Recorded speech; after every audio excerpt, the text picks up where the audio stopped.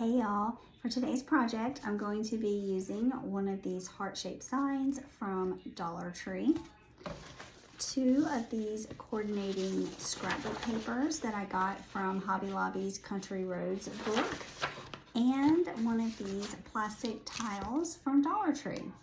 And if you have been having trouble finding these plastic tiles, I've gotten a lot of comments about that. My store had a huge stack of them, so I grabbed a few extra and popped them in my Etsy shop if that's something that you'd be interested in. So let's put all of this together and see what we can come up with. I'm going to start by taking off the pieces that came on the front of the sign. I'm using my heat tool to kind of melt that glue and loosen them up so I can pull them away. Then I'm going to take my mini sander and smooth out the top of that sign because I'm going to apply my paper right on top. Then I'm going to trace and cut out that heart shape for the piece of paper that I want to be the background of my sign. I'm going to add a nice layer of Mod Podge, make sure that I get all the edges, and then apply my paper, pressing firmly and smoothing out all the wrinkles. You're going to want to let that dry really well, but for time's sake, I went on to the next step. I'm using my mini sander to sand off those edges, any paper that's hanging over, and also I'm just sanding and distressing the edges of my heart and a little bit on the top as well. I cut a heart shape that's just a little bit smaller out of that plastic tile, and then I'm using my X-Acto knife to cut out the center piece where I'm going to create a little peekaboo window with my other scrapbook paper. Then I'm going to use this plaster color chalk paint by Waverly to give it a nice coat. I'm using a chip brush here. I really love using these for paint projects because it's easy to get down in all the little grooves and cracks with those stiff bristles. And I did end up giving it 2 coats. Next, I marked my paper with the place that I wanted to show through that little peekaboo window, and I cut out the square to put behind my heart piece.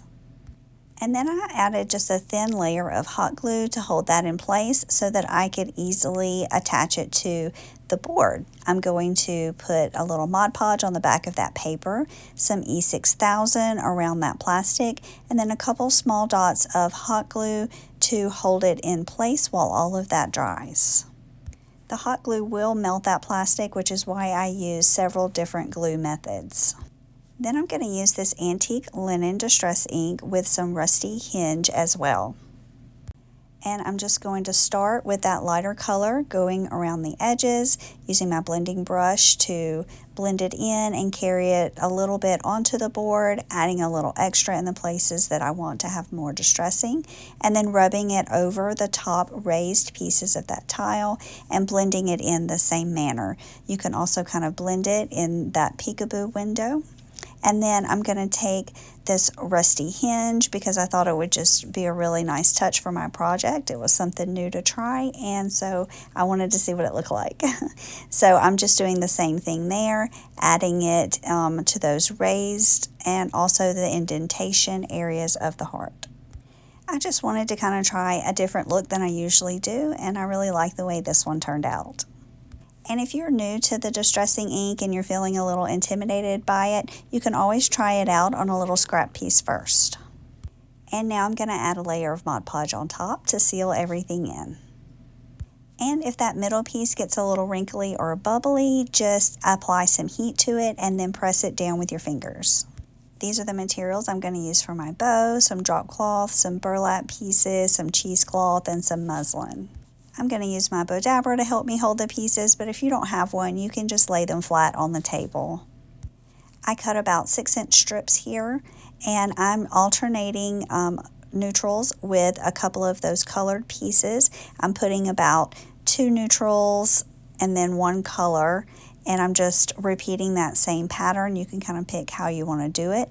I added some Spanish moss there, and I'm just continuing to layer that on until I have about 4 layers. Then I'm going to pull my string up, push my ends through the loop that I made, cinch it up, and then I can flip it over and tie a couple knots on the back. Once it's secure, you can flip it back over, shake it out, spread it out, and this is also a good time to trim some of those ends and even it up a little bit. And I did start with the 6-inch pieces, but I probably trim it down closer to 4 inches. So if you want to just start with that, you certainly could. Now I'm going to get down to those bottom layers and use my stapler to staple it to the board. Then I'm going to fluff it up a little bit more. I have a few pieces of that Spanish moss that I cut away, and I'm going to glue them back on to the top there of the bow. And then I have these florals I got from Walmart. I'm going to take one of these roses that I think matches my printable and one of the little leaves, and I'm also going to glue that in the middle of the bow. Then I'm going to take a few of those leaves and just kind of place them randomly in my bow. And I like to take some of the distressing ink and just kind of go over the pieces of my bow so that it matches the rest of the project.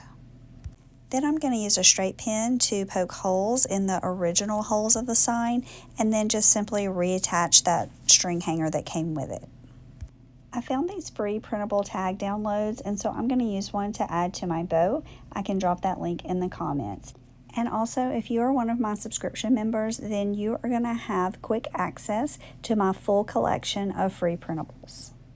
And you can see here that I'm just crumpling it up a little bit and using some of those distressing inks around the edges to make it look a little grungy. I did add a string to the top, but then I ended up just liking it underneath the bow, so I guess you really don't have to add that part in. I just glued it right underneath. And here's the finished project. I really like the lighter distressing here and those little touches of rust. I feel like it goes with that vintage floral look really well. Thanks so much for watching my video today, and as always, I hope it inspired you to get a little crafty. Have a blessed day.